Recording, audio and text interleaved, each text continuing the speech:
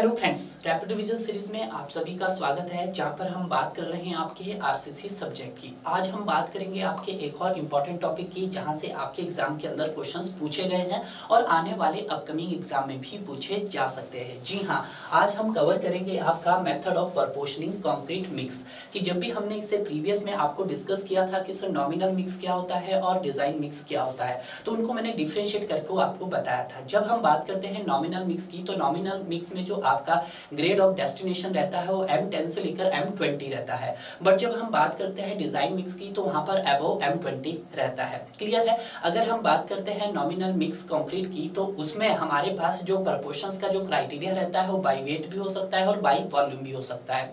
But हम जब design mix की बात करते हैं, तो वहां पे जो प्रपोर्शंस का क्राइटेरिया रहता है वो बाई वेट ओनली रहता है। क्लियर है? जब हम नॉमिनल मिक्स डिजाइन की बात करते हैं, तो वहां पर अबव M20 का ग्रेड आप यूज नहीं कर सकते। बट जब हम डिजाइन मिक्स की बात करते हैं, तो वहां पे डेफिनेटली आप अबव M20 ग्रेड ही यूज करते हैं डियर।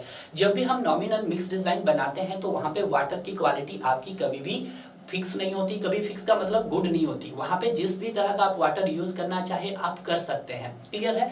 बट जब हम बात करते हैं आपके डिजाइन मिक्स की, तो डिजाइन मिक्स में वाटर की क्वालिटी फिक्स रहती है। क्लियर है? ये आप सभी जानते हैं कि जब हम बात करते हैं नॉमिनल मिक्स की, तो उसका यूज हम लीन कंक्रीट में करते हैं, आइडियली पेमेंट में करते हैं, गैरेज के फ्लोर बनाने में करते हैं और नॉन स्ट्रक्चरल एप्लीकेशंस के अंदर करते हैं। बट जब हम डिजाइन मिक्स की बात करते हैं, तो डिजाइन मिक्स का यूज आप हाई राइज बिल्डिंग के अंदर करते हैं, आप वाटर बॉडीज के अंदर करते हैं, जहां पर आप पियर ऑफ कैप बनाने के लिए उनका यूज करते हैं। आज हम उनके मेथड्स के बारे में देखेंगे कि जब आप डिजाइन मिक्स कर रहे हैं तो उनके प्रपोर्शनिंग के क्या क्या मेथड हो सकते हैं। काफी बार यहाँ से क्वेश्चंस भी फ्रेम किए गए हैं। यहाँ पे जो मेथड ऑफ प्रपोर्शनिंग रहते हैं वो आपके पास मेनली दो तरह के रहते हैं। ठीक है, पहला जो मेथड्स का नाम पड़ा वो थे हमारे सैमुअल डब्ल्यू फुलर साहब जी। सैमुअल डब्ल्यू फुलर एक साइंटिस्ट है जिन्होंने एक मेथड दिया। ठीक है, जिस मेथड का नाम पड़ा आपके पास Fuller's maximum density method.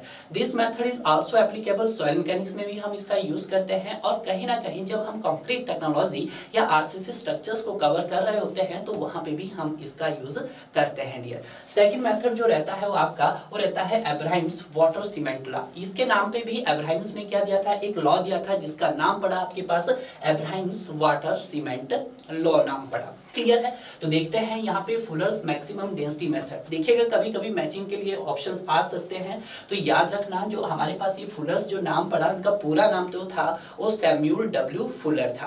Clear है? और एक आपके अब्राहम्स थे। तो जो अब्राहम्स वो किससे रिलेटेड है, वो वाटर सीमेंट लॉ से रिलेटेड है, और जो फुलर्स है वो किससे रिलेटेड है, सर वो मैक्सिमम डेंसिटी मेथड से रिलेटेड है। क्लियर है? तो देखते हैं जरा इनको वन बाय वन सॉल्व करने की कोशिश करते हैं। तो यहाँ पे इसको रिप्रेजेंट किया जाता है स्मॉल b से। ये जो होता है आपके पास 100 times square root small d by capital D होता है। क्लियर है? ये बात आपको ध्यान रखना है। अगर मैं बात करता हूँ इसकी p की, तो ये p क्या है आपके पास, परसेंटेज बाई वेट। क्या है ये?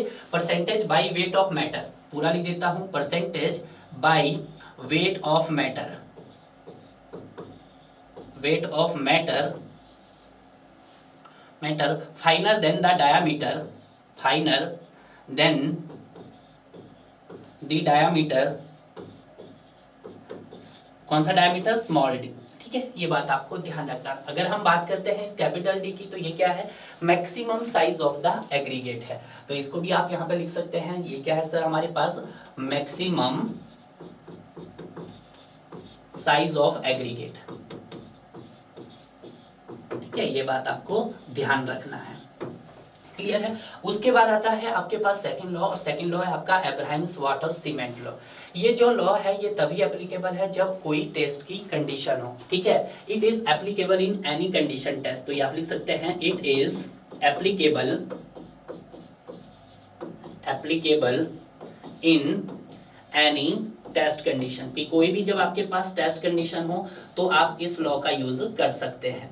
ठीक है, तो देखिएगा इस लॉ ने क्या क्या बातें बताई है, वो इंपॉर्टेंट है।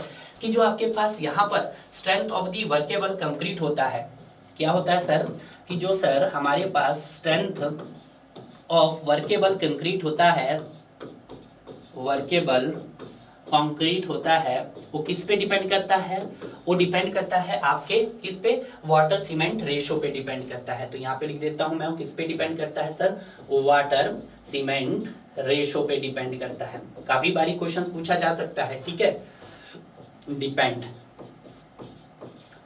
ठीक है। अगर मैं बात करता हूं सेकंड मोस्ट इंपॉर्टेंट पॉइंट की, तो वो क्या बनेगा इसमें, देखिएगा यहाँ पे जो क्वांटिटी ऑफ वाटर होती है वो कितनी होती है, काफी बारी क्वेश्चंस पूछा जाता है।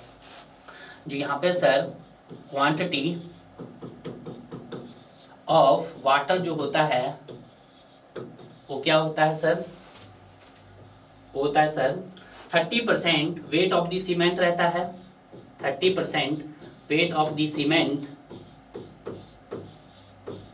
Plus 5% weight of the aggregate, ठीक है। ये बात आपको ध्यान रखना है, क्लियर है, क्लियर। ये जनरल कंडीशन है, बट जब आप किसका यूज कर रहे हैं, कंपैक्शंस के लिए वाइब्रेशन का यूज कर रहे हैं। कब, जब सर आप अपने कंक्रीट को कंपैक्ट कर रहे हैं with the help of vibration, तो ये जो आपके पास वाटर की क्वांटिटी है ये आपकी 20% तक क्या हो जाती है सर, रिड्यूस हो जाती है। तो यहाँ पे लिख देते हैं नेक्स्ट पॉइंट कि सर यूज ऑफ कंपैक्शन